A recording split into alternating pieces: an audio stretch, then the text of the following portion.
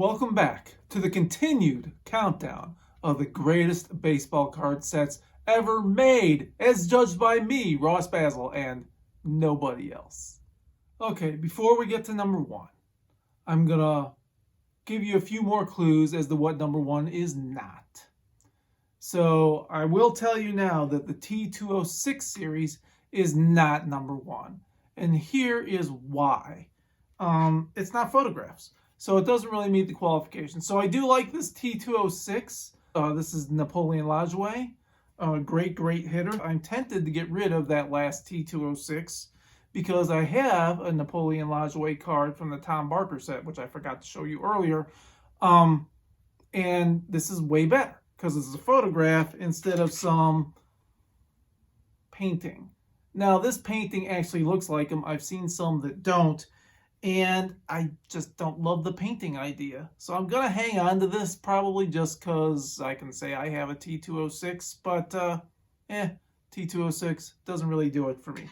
Just below the Tom Barker set, because of player availability, is the 1914 Polo Grounds set. So this is the set that allowed me to get my Christy Mathewson card that I needed because he's in the 300 win club. And my Eddie Plank card, same reason.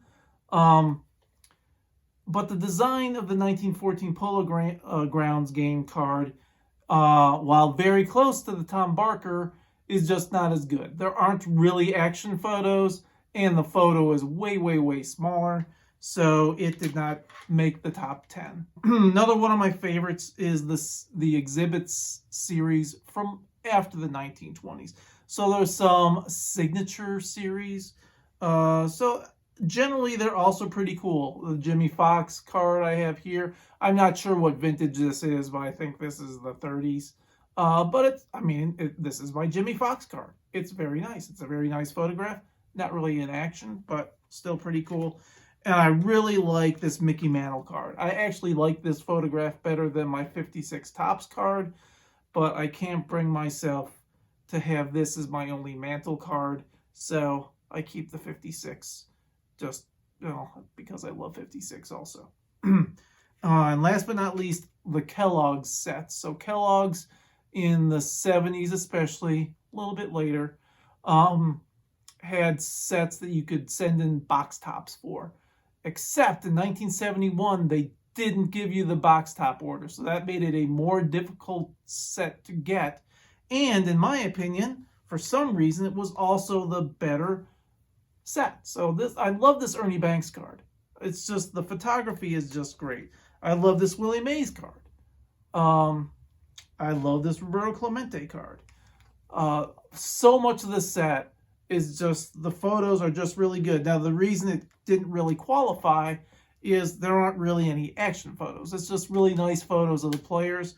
But the Banks card and the Clemente card, especially, those may be my favorite cards of them ever.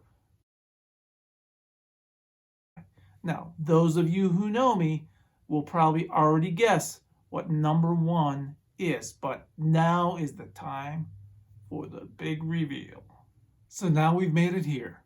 The number one all-time greatest baseball card set ever is the 1971 Topps baseball card set. So there are several reasons for this.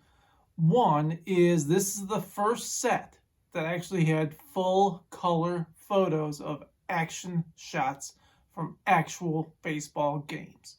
So there were black and white ones before. There were colorized ones before in the 1956 set, as mentioned earlier. But this is the first one that has actual shots in color of action. Look at that. Thurman Munson shown earlier. Cookie Rojas. And then some of just the beautiful weirdity of the 71 set. So you have, hey, let's do a shot from the top of the inning and then from the bottom of the inning of the same game. Then there's the, hey, is this a Chris Short card or a Pete Rose card? That's a good question. Is this a Bud Harrelson card or a back of Nolan Ryan card? Kind of a fun one. Is this a Veda Pinson card or is it a Thurman Munson's back card? Yeah, could be either one. Then there's just some cool imagery. You've got this, look at those Oakland A's uniforms from 1971. Very cool. The Ken McMullen card shows the actual monuments of Yankee Stadium in the outfield as well as the flagpole, which is how it was set up back then. Crazy stuff. Unimaginable these days. And then just the wonderful cards, the black borders, always loved by collectors. The Roberto Clemente card, awesome. Pete Rose card, just good stuff. But the challenges of the 71 set, even though most people just love these things, is they're very hard to get in good condition. So it's very, very easy for the edges to get frayed like this, or the gloss, whatever you want to call it, to get worn. Another weirdity I've recently learned, and this just kind of blows my mind a little bit.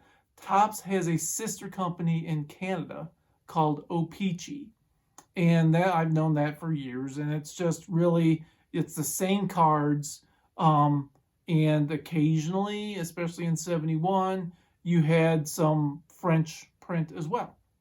Okay, but other than that, they were mostly identical. But I've recently discovered in 71, some of the cards of players that had been traded. In the top set, they still had the old team, and they just said, just let it roll. On the Canadian side, they actually corrected the team, and I had actually seen that before. They corrected the team, and they have a little blurb on it, traded to whatever team. I never thought that was really significant, didn't think much about it, just went on with my life.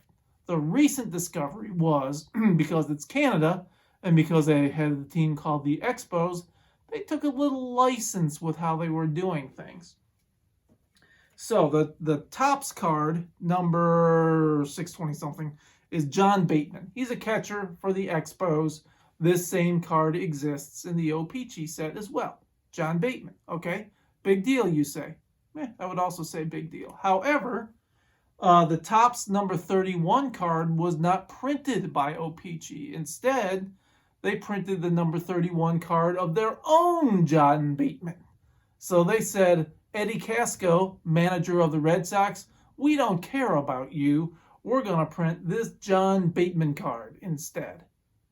So that's what they did. So now look at this. There's two different John Bateman cards, one of them Canadian, one of them this. Canada also has this picture, but they have their own John Bateman picture that only shows for them. So there are 3 or 4 expos that have this scenario where this card, this picture, is only available in the Canadian version of the card. One of them actually bumped the White Sox team, so there's no White Sox team card in the O-Pee-Chee 1971 set. Instead, it's one of the Expos with an alternate photo.